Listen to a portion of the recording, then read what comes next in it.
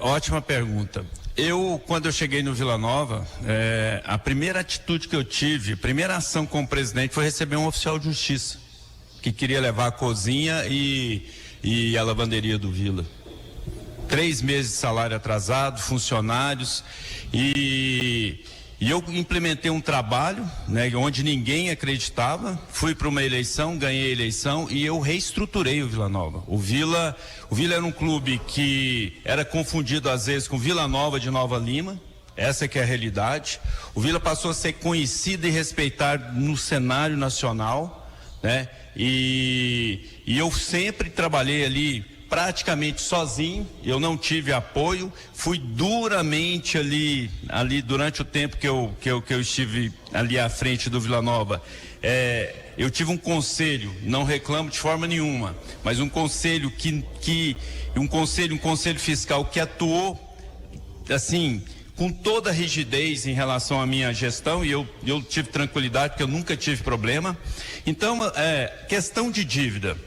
No Vila Nova, até a minha gestão, existia uma prática que era o seguinte: o presidente atual paga as dívidas dos presidentes anteriores e, inevitavelmente, ele deixava as dívidas da sua gestão para o futuro, porque as dívidas anteriores, elas inviabilizavam, elas fechavam o clube, como foi o que eu acabei de falar, né? Então, eu me tornei um advogado prático, porque eu passei grande parte da minha gestão fazendo acordo e resolvendo. Eu faço um desafio àqueles que me criticam: pega o valor da dívida que eu peguei na minha gestão. Quanto foi de dívida?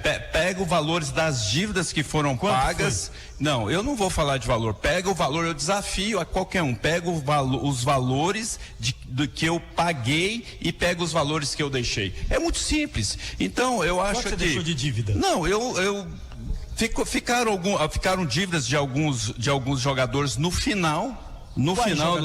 Bom, eu não vou falar aqui, não vou saber nominar. Qual foi o montante dessa dívida? Não, eu não tenho ideia, porque isso dependeu depois da minha saída, de ações e uma série de situações. O fato, Juliano, é que eu paguei, na época, algo em torno de 7 a 8 milhões de dívidas trabalhistas que tinha, fora as dívidas cíveis que a gente fez, ou seja, era uma série de situações que tinha, que todos os ex-presidentes que me antecederam também passaram por essa situação, e o Hugo também está passando. Agora, o fato é que eu na época, ninguém fala da situação que eu recebi o clube, né? E eu tenho certeza absoluta que eu deixei um clube muito melhor do que eu recebi.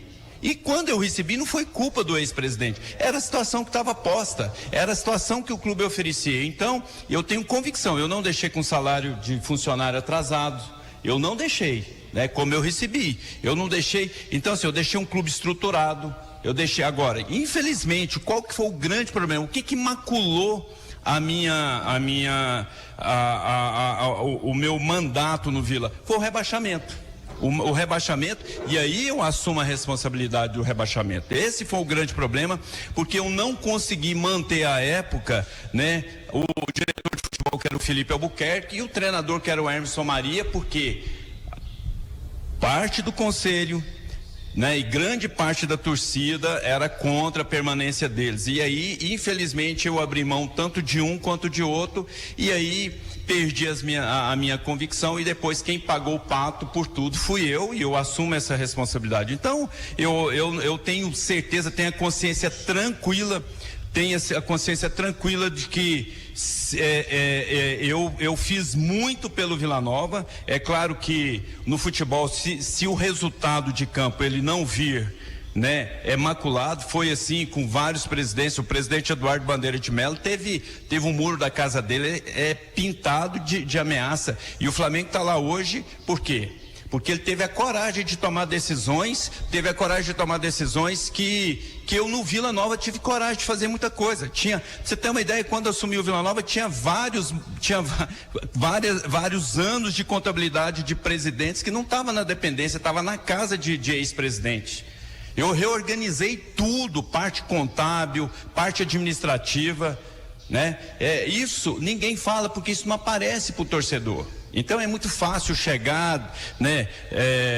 Isso é uma característica, infelizmente, no Vila Nova, de pegar as pessoas, né? De pegar e destruir a honra das pessoas. Mas eu não tenho mágoa nenhuma. Na verdade, na época, fiquei muito entristecido, porque teve eu passei por uma situação dramática, porque se tem uma coisa que eu tenho orgulho é da minha história.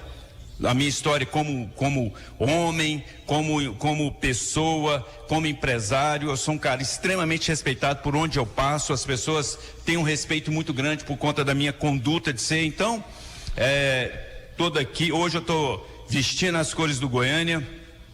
Torço para que o Vila Nova encontre o caminho dele. Está sendo muito bem administrado pelo Hugo. O Hugo conseguiu fazer algo que eu não consegui, que era aglutinar as pessoas em torno do Vila Nova. Ele conseguiu fazer isso. Em alguns momentos eu vejo que ele é duramente, até covardemente criticado, e ninguém sabe o que é ser presidente do Vila Nova. É diferente de qualquer outra situação. É ser duramente cobrado e ter pouca situação para poder estrutura para poder levar o clube aonde o torcedor e grande parte do conselho exige que se leve. Teve rombo na sua gestão? Você deixou um Vila com rombo? Lógico que não. Rombo? Lógico que não. O que eu deixo, o que aconteceu no Vila, eu falo o seguinte: vocês da imprensa, vocês estão aí, ou seja, por que até hoje não apareceu algo? Por que não apareceu? Cadê algo? Cadê o rombo? Cadê a falcatrua? Cadê o rolo? Falou, olha, o Esival comprou uma cerveja para ele, né? Usou de pessoal. Muito pelo contrário, eu organizei o clube. O clube era, do dia que eu entrei até o dia que eu saí, tem documento de todas as ações, de tudo, da comida do aeroporto, de tudo, em todas as minhas ações. Isso eu tenho coragem de falar para o torcedor do Vila.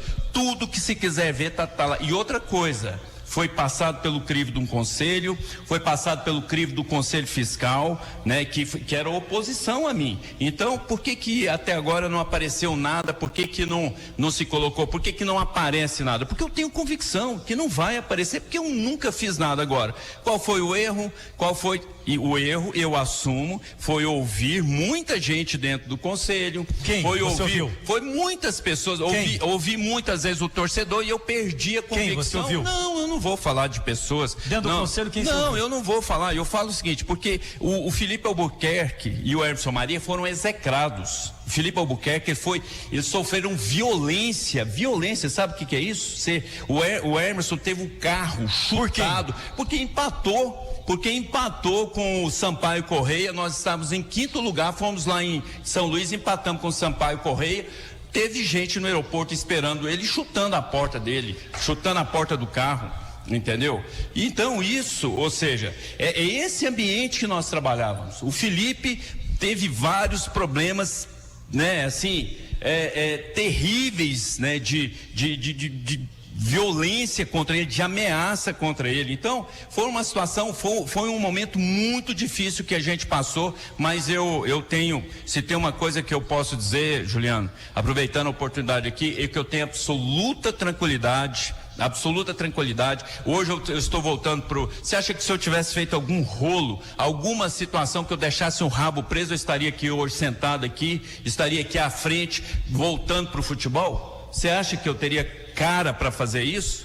Claro que não. Então eu acho o seguinte, eu acho que as pessoas precisam, fica muito esse mimimi aí, mas você me perguntou sobre o torcedor. O torcedor do Vila, as pessoas que me conhecem, que me encontram na rua, têm o maior respeito por mim, porque eu sempre fui um torcedor e uma pessoa que sempre ajudou a torcida, e não é ajudar com conversa, não. A minha empresa, o Joãozão sabe aqui, a minha empresa sempre patrocinou a torcida, sempre patrocinamos.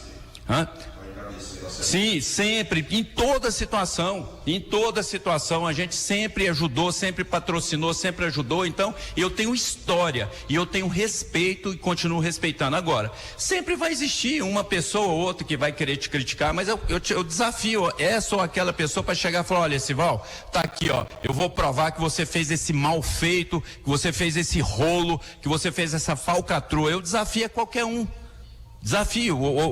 né, aqui no microfone da Bandeirante, que é um microfone que tem grande audiência. Cadê essa pessoa? Por que até hoje não apareceu? Eu desafio a aparecer.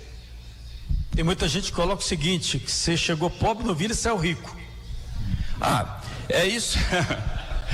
Você trocou até de carro. Não, é engraçado, né? As pessoas. Você trocou até de carro. Eu sou um homem que eu não gosto de rede social. As pessoas não têm a minha. Eu sou empresário, Juliano. Você começou no rádio com quantos anos? Com 13 anos. Eu fui empresário com 17 anos. 17 anos, tem 42 anos que eu sou empresário. É impressionante, ou seja, eu nunca fui de publicar nada. Ninguém sabe o que eu tenho. Ninguém sabe. Tanto é que teve um colega de vocês que me ligou para saber o seguinte: Esival, você é o CEO do Goiânia. Quem é um investidor? Quem é um investidor?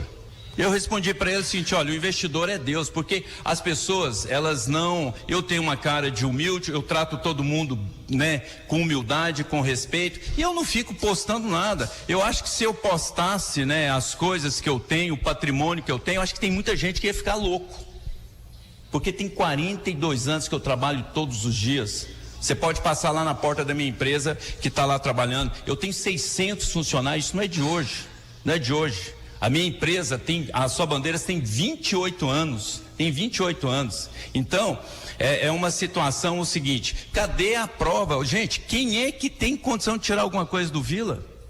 Eu não acredito. Pode ser que um ou outro em algum momento, sei lá, foi lá e comprou uma coxinha e pôs na conta do Vila, mas roubar eu não acredito.